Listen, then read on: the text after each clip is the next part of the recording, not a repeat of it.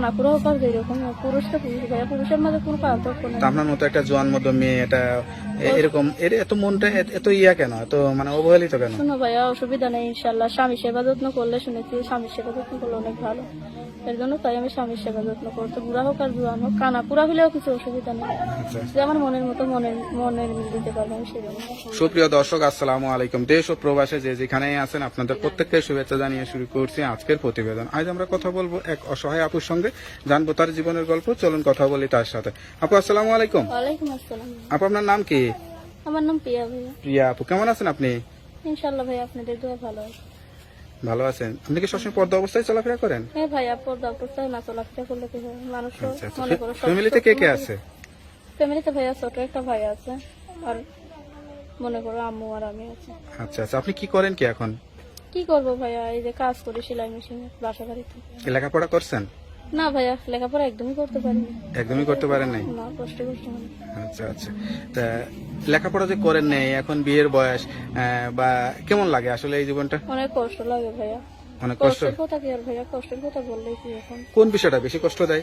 কষ্ট ভাইয়া, লেখাপড়া করিনি, মানুষ সমাজে মনে করো বেঁচে থেকেও লেখাপড়ার কোনো মূল্য নেই। এখন ফ্যামিলিতে কি বিয়ে শাদী দিবে সেটা চিন্তা করে, নাকি আপনি কি চিন্তা করেন?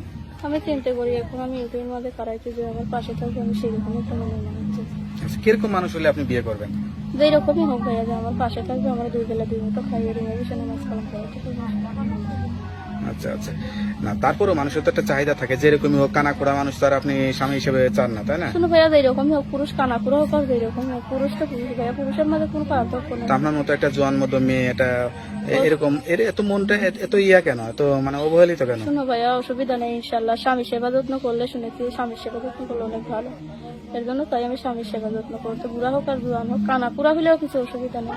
আচ্ছা। যে আমার মনের মতো মনের মিল দিতে পারবো আমি সেজন্য। আপনার দেশের বাড়ি কোথায়? দেশের বাড়ি ভাইয়া, এই যে পুরা বাড়িতে ভাড়া, পুরা বাড়িতে সাভারপুরা বাড়িতে থাকেন? গ্রামের বাড়ি ওইখানেই? এইখানে। আচ্ছা আচ্ছা। তো আপনার সঙ্গে কিভাবে যোগাযোগ করবে কেউ যদি বিয়ে শাদী করতে চায়? নাম্বার আছে? নাম্বারটা মুখস্থ আছে? না ভাইয়া, আমি লেখাপড়া জানি না তো, আপনি তো নাম্বারটা আমার কাছে দেন, আমি দেখে বলে দিচ্ছি। হ্যালো বিয়ে, শুনতে পারলেন অসহায় গরিব পরিবারের একটি মেয়ের জীবনের গল্প। কতটা অসহায়, তার মনে আসলে কোনো ইচ্ছাই নেই, যেমনই হোক একটা বিয়ে করে সংসার করতে পারলেই হয়তো তার জীবনটা সুখ হবে, সেই আশায় প্রতিবেদনে আসছে। কেউ যদি যোগাযোগ করতে চান অবশ্যই এই নাম্বারে যোগাযোগ করবেন। তার নাম্বারটি হচ্ছে 01787309742। নাম্বারটা কার কাছে থাকে? আমার কাছে আপনার কাছে থাকে? 5 ওয়াক্ত নামাজ কালাম পড়েন তো? হ্যাঁ করি ভাইয়া। যাই 5 ওয়াক্ত নামাজ কালাম পড়বেন, আল্লাহর কাছে দোয়া করবেন, দেখবেন আল্লাহ আপনার মনে আশাটা পূরণ করে দিবে। ঠিক আছে? তো ভালো থাকেন, দোয়া করি। আসসালামু আলাইকুম। আচ্ছা।